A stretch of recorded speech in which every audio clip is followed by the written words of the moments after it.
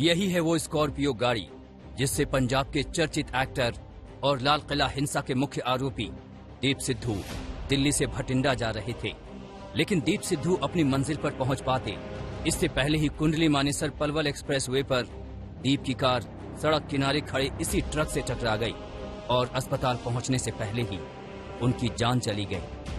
दीप के साथ कार में बगल की सीट पर उनकी एक्ट्रेस दोस्त रीना राय भी सवार थी, लेकिन हादसे में वो बाल बाल बच गई।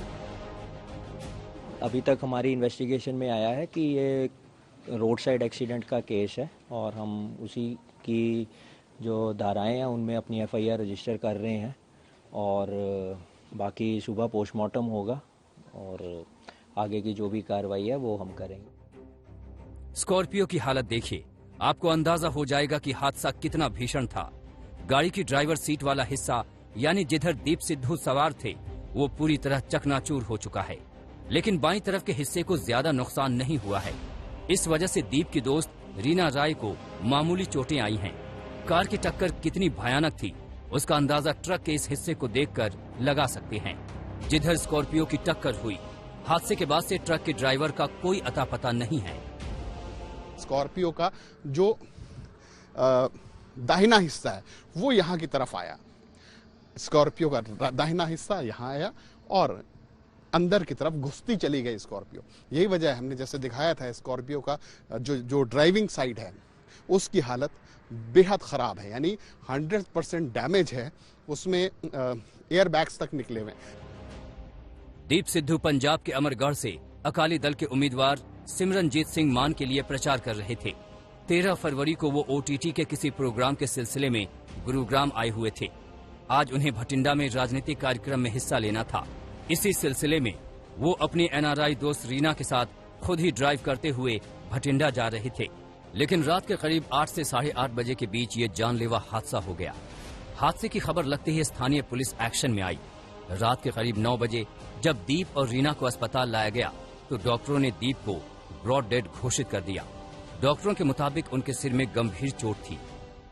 हमारा इनिशियल एग्जामिनेशन जो medical officer doctor Ravi Dangi ने किया और उसके बाद जैसे बॉडी को मैंने भी देखा तो ऐसा ही लग रहा था कि वो head injury is the reason for his death थे और उनको क्लियर विजिबल वुंड फोरहेड पे थे और bleeding through his ears and nose it was present. Deep Sidhu के फोरहेड पे बहुत क्लियर सीवियर इंजरी था और संभवतः इनिशियल मेडिकल एग्जामिनेशन में डॉक्टर्स ये कह रहे हैं कि संभवतः इसकी वजह से ही दीप सिद्धू की मौत हुई होगी। उनके साथ जो महिला मित्र थी उनकी रीना राय, उनके बारे में ये बताया जा रहा है। डॉक्टर नितिन फलसवाल ने आज तक को बताया कि उन्हें कोई विजिबल एक्सटर्नल इंजरी नहीं थी। हालांकि उनको फर्दर मेडिकल एग्जामिनेशन के लिए रिकमेंड किया गया है। तमाम मेडिको लीगल प्रोटोकॉल्स पूरे करने के बाद रीना राय को भी यहाँ इस खरकोदा हॉस्पिटल से, इस हेल्थ सेंटर से रिलीज कर दिया गया है और दीप सिद्धू की जो बॉडी है वो डिक्लेयर्ड डेड, ब्रॉड डेड बताई गई थी, यानी कि जब बॉडी उनकी यहाँ लाई गई तब उनकी मौत हो चुकी थी। पुलिस के मुताबिक पहली नजर में यह हादसे का केस है, लेकिन दीप सिद्धू के दोस्त हादसे पर शक जाहिर कर रहे हैं। सीट बेल्ट लगी हुई हो तो आदमी का जो माउथ है वो पिछली तरफ चला जाए, सीट के ऊपर से पलट जाए, ये मुमकिन नहीं है। वो जो कंडीशन है बॉडी की उसमें जो मिली है उससे लगता है मैं कुछ है इसमें, इसीलिए हम जांच की। दीप सिद्धू पंजाबी फिल्मों के जाने माने एक्टर थे, लेकिन किसान आंदोलन के दौरान वो देश भर में चर्चित हो गए। पुलिस ने उन्हें लाल किला हिंसा का मुख्य आरोपी बनाया था और वो 70 दिन जेल में भी रहे। फिलहाल वो जमानत पर बाहर थे। खरखौदा हरियाणा से तंसीम हैदर और अमित भारद्वाज के साथ आज तक ब्यूरो।